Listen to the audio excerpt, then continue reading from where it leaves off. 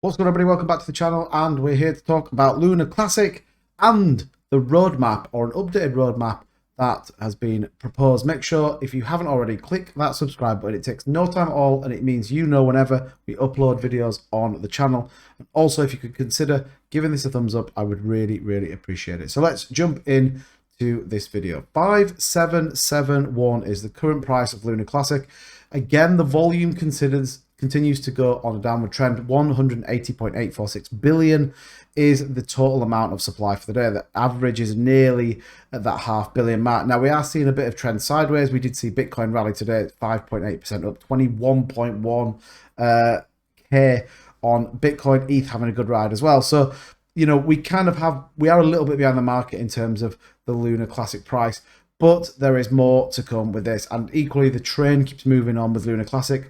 The burns keep going, and the ecosystem still continues to develop. So when we're talking about a roadmap, this is a proposal that was put forward by the community yet again. So shout out to Death Star Daddy who put this across. And there's quite a few bits in this that, you know, probably feel like they're kind of a really good idea, and equally some bits that maybe are kind of ambitious and down the line. So, you know, leadership removal, non-profit new governance, which has been proposed, the removal of Do Kwon. Now, if you go and look at some of the news articles, he is almost distancing himself. Apparently, he's in rack and ruin and has no money. How much of that is true, we don't know. It's still being investigated in terms of what happened to this $80 billion that was supposed to be coming out 8 months. So we're going to have to wait and see what comes out with that. But implement the transaction tax of 1.2% on LUNC and USTC. Proposal 3568 and 480 have passed the new allocation proposal to be announced. So we do know that the 1.2% tax has been done. We know it's been tested and coded in as well. So we are waiting for that to go live on the network. Now, what we can see is the burn wallet address. Obviously, as volume hopefully stays up, we will start to see that move, and we will start to see that really start to deflate the token.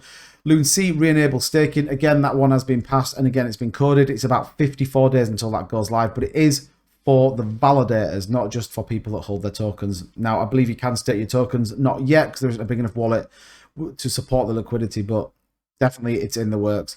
A UST algorithmic new roadmap. Don't know how popular that would be. I think the whole purpose of the new chains are to get rid of that. And I think we look at USDD, which is the algorithmic stablecoin of Tron. That's not gone down great either.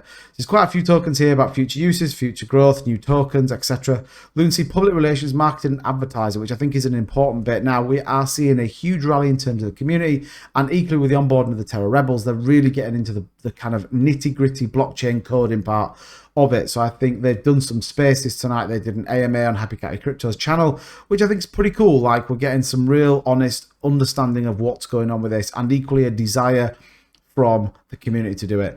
In terms of USTC public relations, right, insane. LUNC website, social media accounts, and I think that's really important. It's proper social media account that isn't just somebody doing it. We saw tons of Twitter pages come out when the collapse happened, and loads of people just riding the back of it. Get rid of all these, you know, retweet this post for 50 million LUNC tokens, all that kind of nonsense. We need to kind of get away from it, and the USDC website, etc. And the LUNC team members, who are they going to be? Who are they going to be? The people outside of the Terraform Labs. So pretty interesting. When we look at what's come down, there has been tons passed on the Luna Classic blockchain. We've got the burn 1.2%. We've got the 50% distribution of transaction fees and community pool, which is also passed, being coded and tested. We've got enable staking. We've got the minimum deposits for proposals.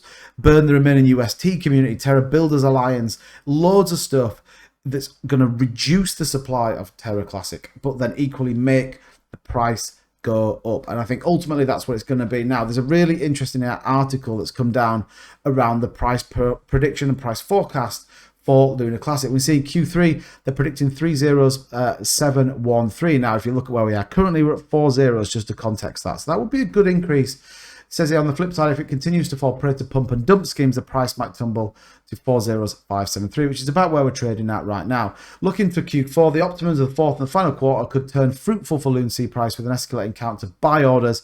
We know that the Q4 tends to be quite a popular time for trading and accumulating. The price of the digital asset might catapult to its maximum target, 40883. Looking at 2023, and again, if we continue with what we're doing and the blockchain starts to evolve and develop, and we really start to see Terra Rebels and everyone else get on board, we could see some bullish moves. 30132 could be a price in 2023. None of this is financial advice. Please don't go and invest based on what I'm telling you, but these are what people project and projections can be wrong. So just understand that. Terra Classic forecast 2024, we could see 3 zeros 208. So it's not going to jump to $1, you know, at this current rate. We've got to get some significant burns. We've got to get supply down and see where we get to. It just gives us a summary there. You know, ultimately, we've got the potential high 2025 will be 3 zeros 322. So about a 10x in terms of where we are, just under, probably about an 8x. But there is equally also a risk in terms of the low. So we're going to have to kind of wait and see what happens. But people still are quietly bullish, I think, on Luna Classic. And there certainly feels like there's a real agenda behind it. There's an absolute desire to really implement use case and get people trading on the blockchain. I think ultimately what we want is people are going to try and make some money back. So we're going to have to stay really close because it could go the other way. But let me know in the comments down below what you think of everything going on with Luna Classic, and I will catch you in the next video.